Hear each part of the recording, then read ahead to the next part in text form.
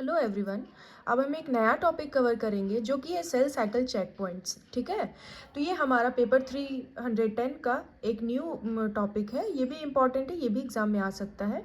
तो चलिए समझते हैं। Cell cycle is the series of growth and development steps a cell undergoes between its formation and division to make two new daughter cells. तो cell cycle होता क्या है? एक सीरीज ऑफ प्रोसेस है जिसमें कि ग्रोथ होगा, डेवलपमेंट होगा, ठीक है, और सेल फॉर्मेशन करेगा, खुद का डिवीजन करेगा और न्यू डॉटर सेल का फॉर्मेशन होता है। ठीक है, ये दो स्टेजेस में डिवाइड किया गया है। पहला है इंटरफेज और दूसरा है माइटोटिक फेज। ठीक है, तो हम लोग समझते हैं कि इंटरफेज को अगेन कैसे डिवाइड किया गया है। तो G1 फेज में, S फेज में या G2 फेज में। ठीक है, G1 फेज को हम लोग cell growth, RNA synthesis, transcription, translation के लिए जानते हैं। S फेज को DNA के डुप्लीकेशन के लिए जानते हैं। और G2 फेज में प्रोटीन सिंथेसिस होगा, रैपिड ग्रोथ होगा।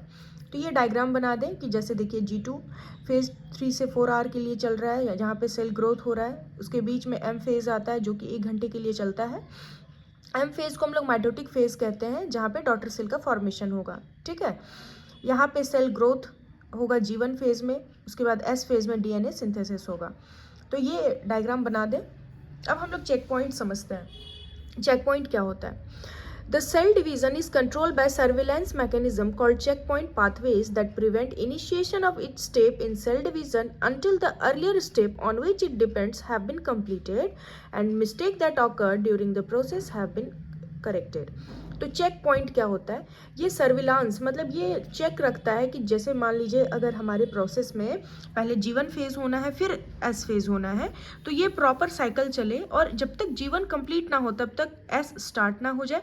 और मान लीजिए G1 से S जाने में अगर कोई प्रॉब्लम आया है, अगर कोई कह सकते हैं कि मिस्टेक हुआ है, ठीक है, DNA रेप्लिकेशन में, तो उसको भी सही करना, ये सारा काम होता है चेक पॉइंट्स का। ठीक है, तो चेक पॉइंट्स को अलग अलग पार्ट में डिवाइड किया गया है। टोटल 3 चेक पॉइंट होते हैं सेल साइकिल में। पहला है G1 check point.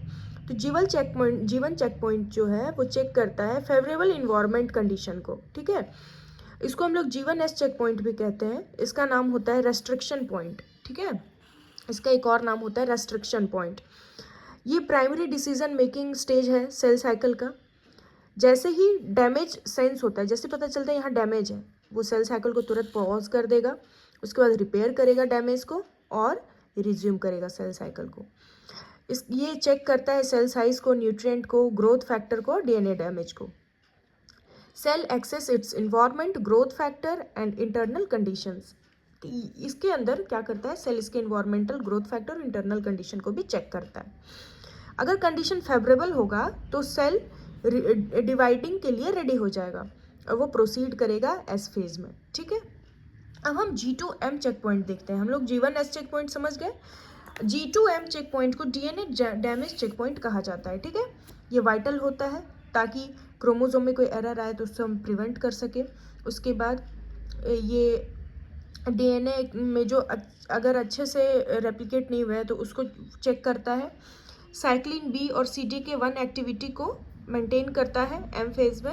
M phase में एंट्री, मतलब देखिए पहले क्या करेगा, साइक्लिन B और CDK1 एक्टिविटी अगर ब्लॉक हो गया, ठीक है, तो M फेज में एंट्री को ये ब्लॉक कर देगा।